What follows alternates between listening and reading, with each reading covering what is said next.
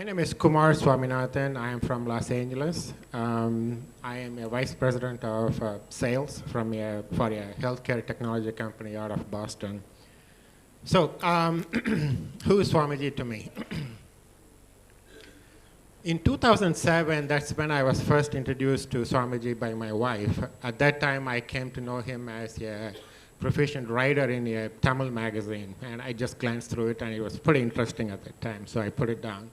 And then the first time I actually met him face-to-face was when he was giving the Bhagavad Gita discourse at the Malibu temple. And someone who has never even cared about Bhagavad Gita in my life before then, I actually sat through the whole discourse and listened to it, feeling something different inside me. And since then, I started going to the Duarte ashram and then the LA temple. And at the time, so many people that I came across at both of those places described him to me in so many different forms. Reincarnation, an avatar, Purusha, a divine being, God, and all that. You see, growing up in India, I was part of an organization that was totally against God, anything spirituality. So with that context, with that space, I couldn't understand or make any sense out of all those terminology about somebody. And at least I was not stupid enough at that time to reject any idea that I did not understand at that time. So I had enough sense to continue my query and inquiry about what this is all about, who he is actually to me, what he means to me. So I continued my journey. In 2009, I attended my first IEA in June of 2009. And initial transformation was profound at that time, nothing compared to this time around, of course. And then ever since, I on my own realized who he is, who he was to me.